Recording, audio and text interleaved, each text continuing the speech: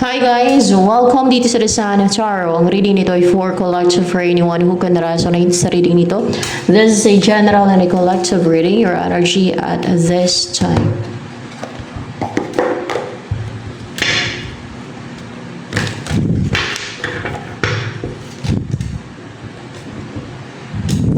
Eight of Cups, upright na Eight of Cups. Yes, upright. Malakas ang loob mo, courageous ka, nalayuan o talikuran ang anything na napapahirap lang sa'yo o naging emotional o maybe you're stagnant sa place na yan o situation para na-stagnant ka or wala kang mahita dyan or nag-antay ka o parang puro lang struggles and hardships and there's delays, no? Kasi number 8 is Saturn energy. Sa nilalayuan mo na yan, sa tinatalikuran mo na yan. Yan. Ano pa energy mo yun? You are positive, optimistic, and inspired. Or pwede din popular ka kasi the star or famous, pwede din. So, ano pa? Kung hindi ay inspired and positive, no? Hindi ka na din guarded, hindi ka na defensive. And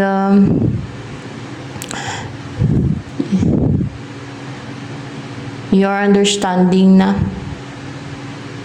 recover ka na sa trauma or phobia, and you prefer to love, or yung pinapairal mo is love, no? Yung magmahal, yung to understand others, to be more empathetic and a loving person, maging mapagmahal, maging understanding. Yan. And ano yung darating sa'yo? Three of Pentacles, collaboration or pag-uusap, pagtutulungan. Six of Wands. Or a person to na-recognize o nag-work with a team. Ganun ang trabaho niya. Kung person to, in a public eye siya, madaming bilib sa kanya, madaming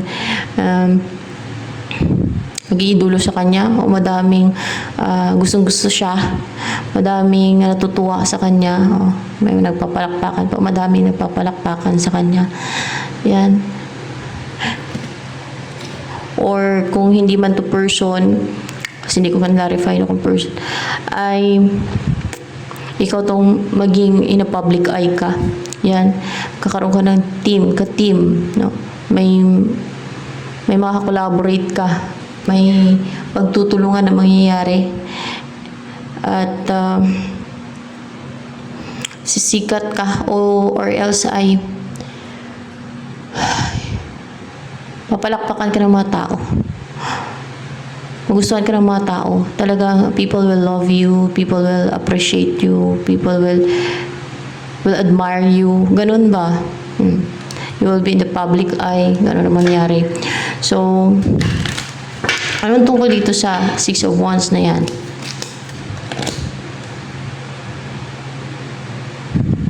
Eight of Pentacles. May focus sa trabaho niya. Kung person to person ba to na darating sa'yo. Yung Six of Wands na yan. A person pala yan na paparating sa'yo na hindi siya mapigilan na paparating sa'yo. It's person, no? Na mag-e-effort siya, guys, na tuloy-tuloy. Or kung may trabaho to, talagang tutok to sa trabaho niya. And parang love niya yung work niya. Ganon. And may focus siya. May focus siya sa trabaho niya. Matyaga sa trabaho niya. Sipag, ganyan. Or else mag-effort to sa'yo continuously. Yan, nagtuloy-tuloy. Kaya lumabas yung Eight of Pentacles dyan.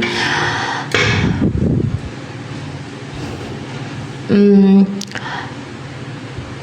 ano ang gusto sabihin sa'yo ni Six of Wands na yan? May offer nga siya, Cup of Love. Ayan o, malakas yung loob niya na mag-offer ng Cup of Love sa'yo. Yan ang gusto niya sabihin sa'yo. At ano pa? Nakalusot daw siya. Nakatakas daw siya. May naisahan siya. And yung mga pumipigil sa kanya, kanina dun sa Knight of Swords na energy, na may mga pumipigil sa kanya, na may nagre-restrict sa kanya, may nagkuklok sa kanya para pigilan siya, na nang sa ganun hindi siya makapag-offer ng Cup of Love sa'yo, yun ang nalusutan niya, yun ang natakasan niya. Yun. At ano pa, kung mga ill-wishing man ang iba yan, o kung ano man yung ginawa nila, no? Kung para ma-restrict person mo, para pigilan, yun ang natakasan niya.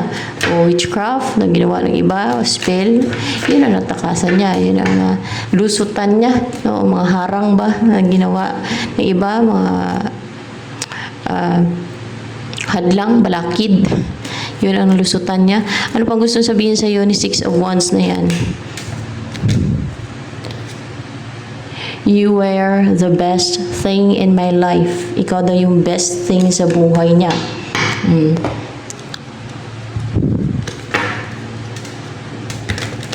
And ano pa ang naisip parating sa iyo ni Six of Wands na yan? The person. Gusto ko niya magpangasawa. Pero attracted siya sa'yo. You're marriage material daw. You're so good looking. You're so attractive. Nasa iyo ng lahat. No? Sinahanap niya sa mga gusto niya magpangasawa o sa nais niya magpangasawa. Nasa iyo na lahat yun. At gusto niya mamuhay ng parang ganito na payapa, tahimik, maglalakay ng pusa at aso. At maliwalas yung paligid ninyo. No? Ganun. At mamuhay kayo ng yung tahimik, yung meron kayong privacy, yung hindi open sa maraming tao yung buhay ninyo.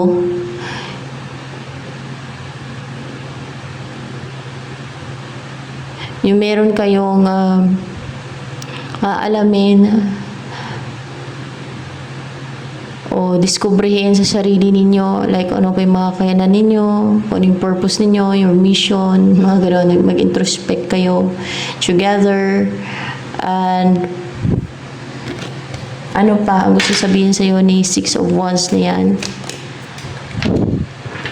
Naka-recover na daw siya sa sadness. Or what's with the yung Four of Cups dito. Natapos na daw, no? Natapos na, nag-end na. Nag-close na yung cycle. Natapos na yung naging malungkutin siya na wala siyang ginawa, na nagmukmuk na lang siya. Na yun na yung nalusutan niya. Ginawa ng iba yun o scheme ng iba o deceit na ginawa ng iba yun. O ng enemy, kung ano man, kung sino man may gawa nun. Yan ang nalusutan niya. Naka-recover na siya dyan sa negative emotions na parang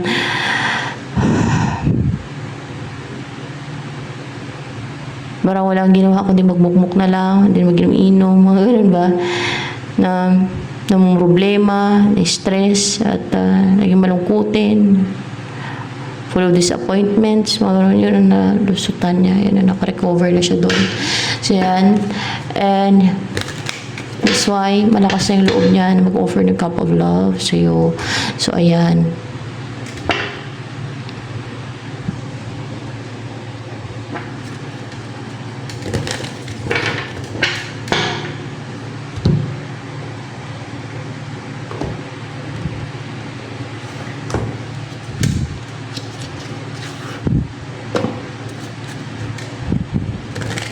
Anong buhay na offer niya sa'yo? Ito, sa lugar talaga na mapuno, may maraming puno, ayun o, dyan kayo titira.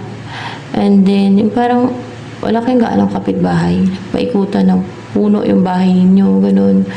Yun ang gusto niya. O palagi kayo mamasyal sa woods, ganyan. O doon kayo bandang manirahan sa mapunong lugar o may maraming puno sa paligid ng maging bahay ninyo, ganun.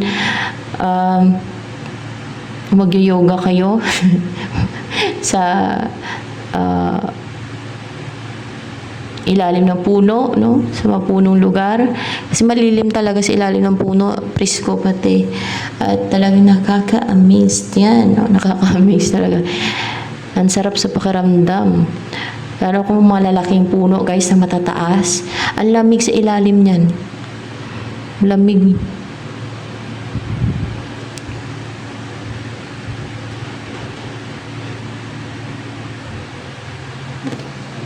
Yan. Yan ang gusto niya.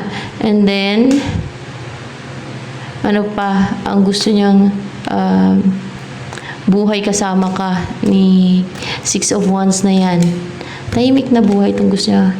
Oh, yung magpakain ka ng mga ibon, maglaga ka ng ibon. Yan o. Parang simpleng buhay lang sa bandang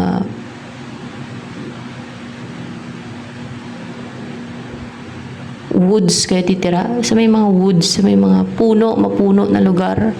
Yan, dun kayo titira daw. At magpakain ka ng mga ibon kasi pag yung lugar ay mapuno, madaming ibon talaga yan. Lalo kung may matataas na puno dyan. Dyan ang tirahan ng mga ibon sa mga puno eh. Lalo na kung may mga prutas ay ang ingay sa orang ibon.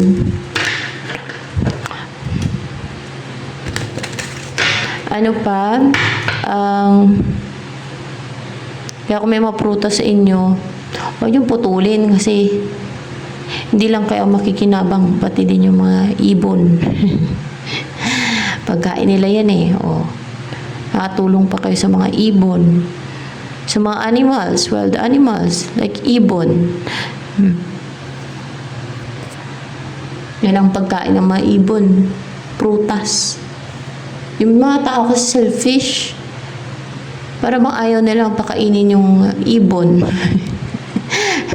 Ang ginagawa nila, pinuputo nila tapos ayaw pa mamigay sa ibon. Ng prutas. May mga ganun tao eh. So ano pa, kailan po ba ako nangampi sa sa mga demons? Baliktad. Yung nag-comment dyan, hindi ho ako nangangampi sa demons. Baliktad. Baka ka mo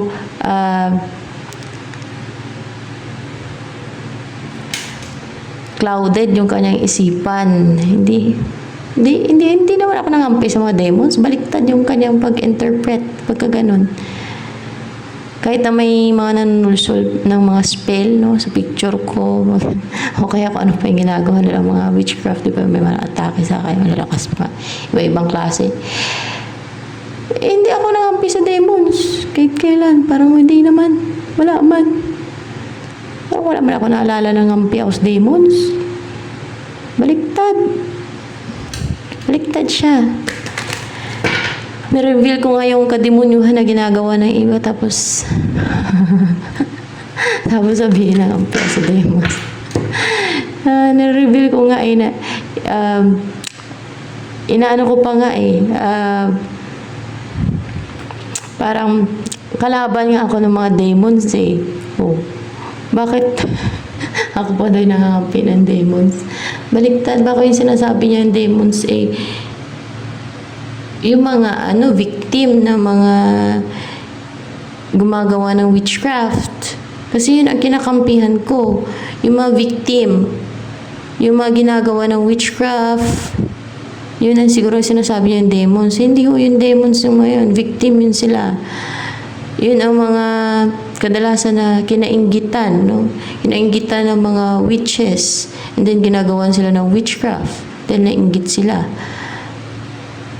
Kasi kadalasan ng mga witches, nainggit lang yan sila, umira yung pagiging kahaman nila, pagiging sakim nila at selfishness at yung inggit. Yun, gagawa na sila ng witchcraft. Yun ang sinasabi ng demons, yung mga yung kinakampihan ko ng mga victim ng mga witches at ng mga evil na tao. Baliktad, clouded yung isip niya, baliktad siya. So,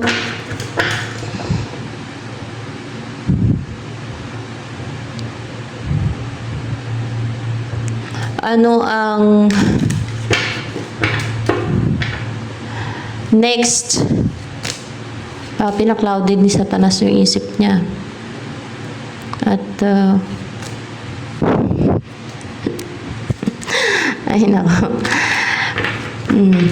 Ano yung next na mangyari sa buhay mo? Ano kaya to?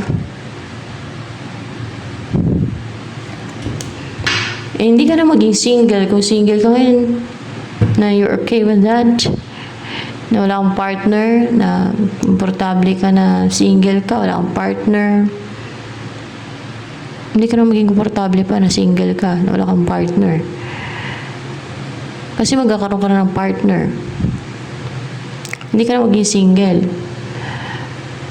Hindi ka na masanay na mag-isa kasi may-experience mo na to. Kung hindi mo pa na-experience na magkaroon ng partner, may-experience mo na magkaroon ka ng partner. Goodbye sa single life ka na. Say goodbye to single life. And then, ano pa ang next na mangyari sa buhay mo niyan? Yan na nga eh. Hindi ka na maging single. Magkakaroon ka na ng partner, at protector. Kunwari ikaw to, ito yung person mo, puprotect sa'yo na powerful, strong, and very brave, no? Takot sa kanya ang mga halos lahat kasi dragon yun eh. Sumisimbolo ng dragon eh, di ba? Takot ang lahat ng animal sa dragon. Yan ang powerful na animals. Kung may dragon lang nag-i-exist, yan.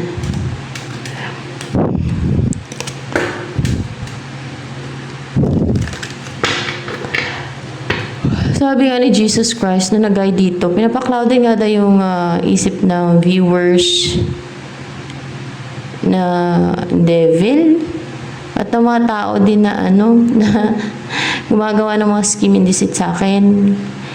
Yun, di ba ni-reveal Jesus Christ yun? Kung sumusubaybay kayo dito sa para magalit sa akin yung mga viewers. So, ganun. Kaya baliktad yung kanilang yung pagkaintindi, baliktad. Napakabaliktad. Clouded yung isip nun. Clouded.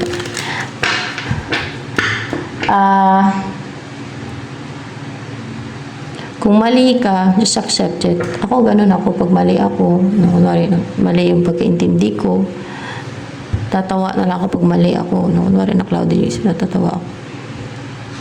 Just accept, na kamali ka. Ganun. Clouded yung isipan mo. Dahil kung yun ang totoo.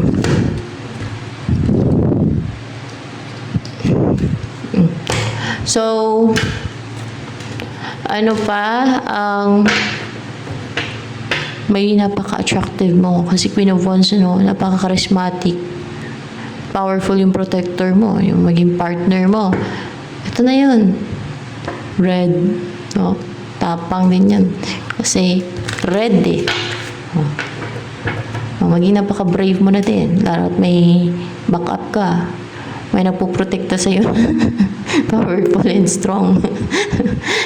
Ayan. Ano yung darating pa sa'yo?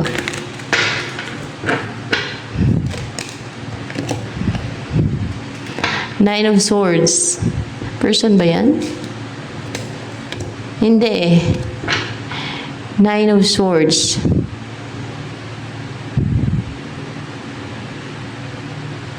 Ano to Nine of Swords dito na darating sa'yo? Yung hindi nagtuloy-tuloy, naputol na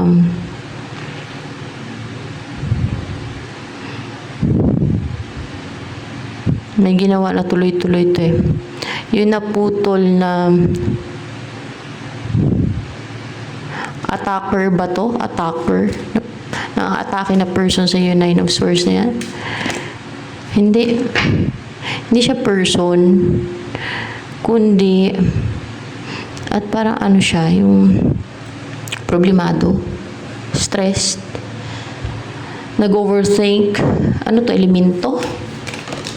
Elemento? Hindi. Hindi yung elemento.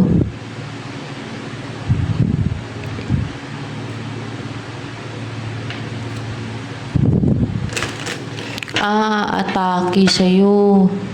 Yung atake nila yung isip mo. No. May magbibigay sila ng problema. Yun. May magbibigay sila ng problema. Ayan o. Bibigyan ka nila ng problema. Yan ang darating sa'yo. Yan ang darating, pero hindi naman siya guys matutuloy. Kasi tuloy-tuloy yan eh. Parang umpisa nila tapos tuloy-tuloy, no? Pero, problema to, yung magbibigay sa'yo ng problema. Pero, hindi naman siya nagtuloy-tuloy. Naputol. Naputol, no? Kung sa lubid pa na to, naputol. Yan. Naputol na. Gusto ko nilang bigyan ng problema, pero naputol, nahinto na. Hindi na magtuloy-tuloy pa, no? Hindi na yung magsasucceed. So, ano pa tong 9 of Swords na to? Yun na, napaka-fearless na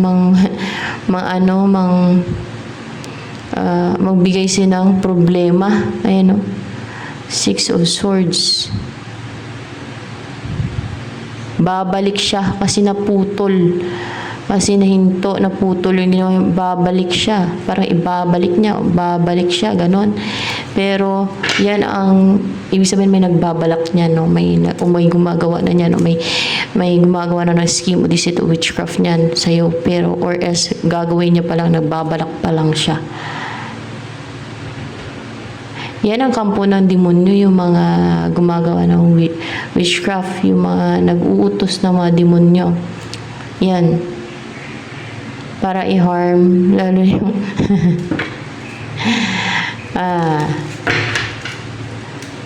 yung mga humihiling sa mga demons, devils, para i-harm yung iba dahil sa nainggit sila, o kaya dahil sa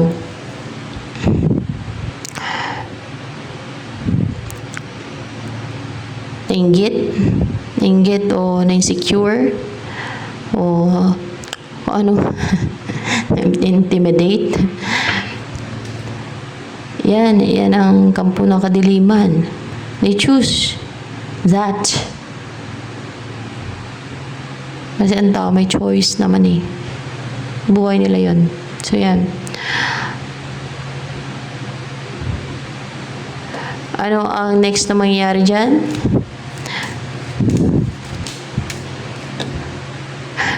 Tayo guys.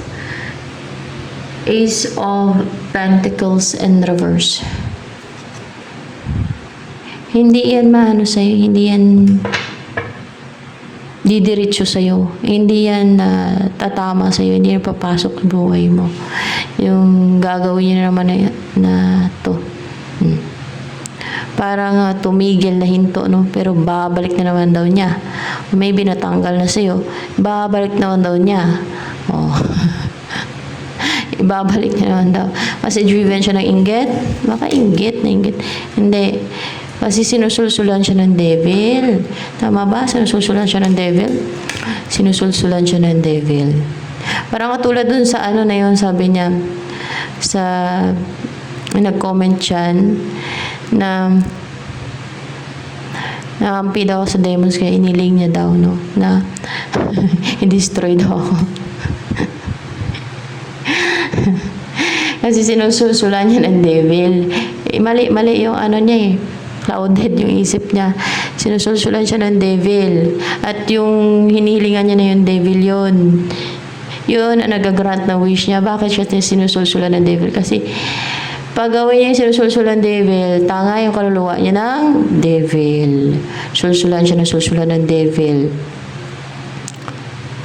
Pag gumawa siya ng injustice, hindi makatwiran, kasi hindi naman totoo nang ngampi ako sa demons, baliktad yung kanyang yung kinakampihan ko yung mga victim ng mga witches, ng mga evil doers. Hindi yung mga demons, hindi yung mga witches. Ano ba? Pinapaklaudan ng devil yung isip niya. So, yan, ganyan, no? Tulad niyan.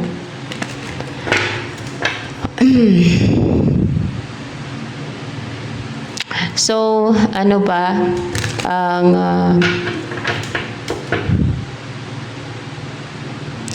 next na mangyari sa buhay mo? Who do you think you are? The lovers. There is a union talaga mangyayari, guys. Yun ang next na mangyayari sa buhay mo. Union with your person, with your lover, with the right person, with the one. Yan.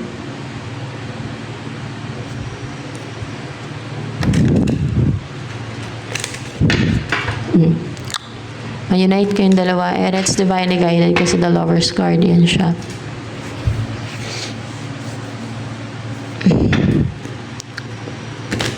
Siya ang ipapahamak ng devil ito. Itong sinusulsulan ng devil. Yung kaluluwa niya. Babalik na naman daw niya. Di ba natanggal? Tapos naputol. Babalik niya naman daw niya. Kasi nagpapasulsul sa devil. Pero yung kaluluwa niya pahamak ng devil, yan ang matatangay. Kasi sa gawa niya ng kaibilan na nagpapadala siya sa devil,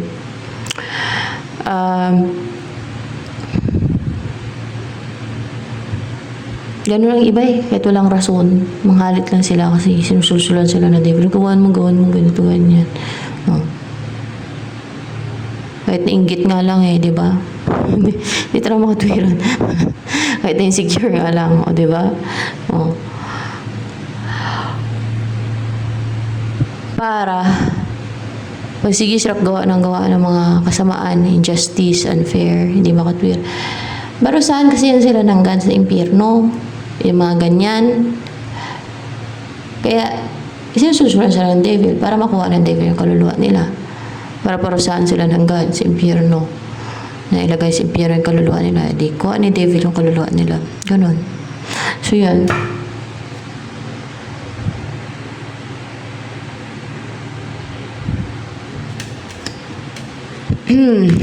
So, kasi yun ang goal naman ng mga devil kunin ang kaluluwa ng mga tao hanggat marami. Napakarami. Actually, madami na sila nakuha ng mga kaluluwa ng mga tao, di ba? Hindi pa yan sila kontento.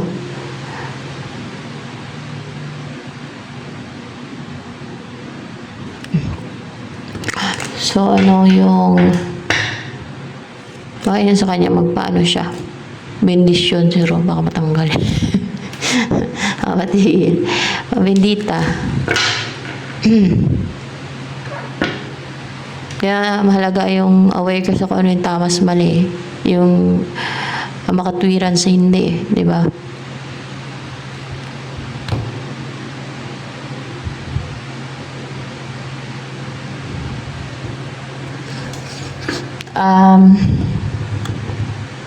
I was dreaming of bigger things and wanna leave my whole life behind. Not a yes sir, not a follower. Keep the positive and before the number. I was lightning before the thunder. Feel the thunder. Lightning and the ay, mali.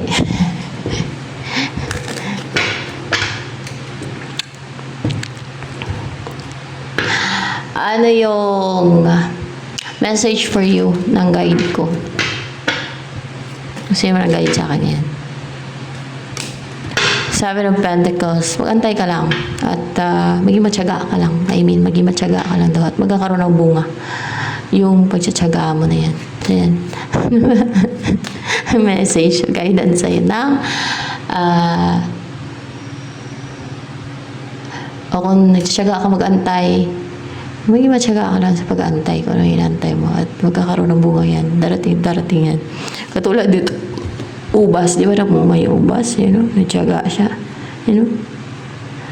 Namunga yung ubas niya. O, di ba? Ano yung message pa sa'yo ng guide ko? I was dreaming of bigger things and wanna leave my whole life behind. Not a yes sir, not a follower. Keep the buzz at the net of the number before the thunder. I was lightning before the thunder. The Fool. 5 of Wands.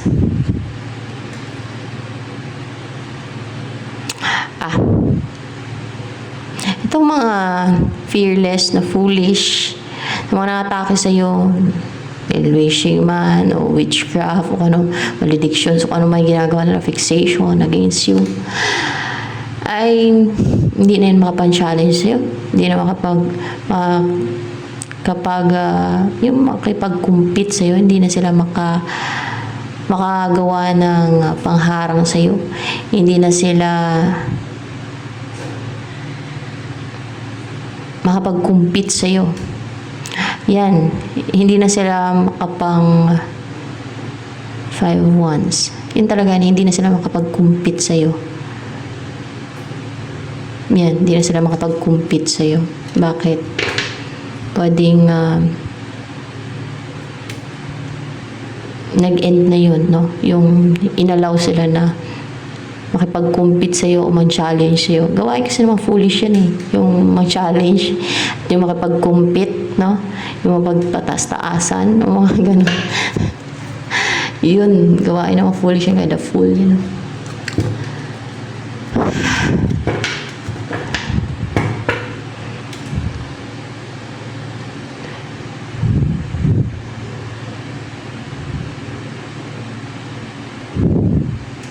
So, ano yung next na mangyayari sa buhay mo pa? I was lightning before the thunder. Ay ma-receive kang blessing. You know. And it's meant for you. Ikaw talaga dadapuan yan. Kahit may mga gustong mara niya, ikaw talaga, lulusot yung blessing na papunta sa'yo kahit may mga haharang. No? Lulusot yung blessing na yan hanggang sa mapasaya yan. A new love, pati new beginning na, you know, mabilis mag-grow. Ano maumpisan mo? Love life, ano man yan. At mamuhay ka ng, napakaliwalas ng paligid. Kasi ang ganda. Yan. Talagang happy ka, komportable ka, wow. So yan, ito na lang guys. By the way, madami na kung gusto sa'yo. Let's see. Then, madami. At mukhang may yaman pa.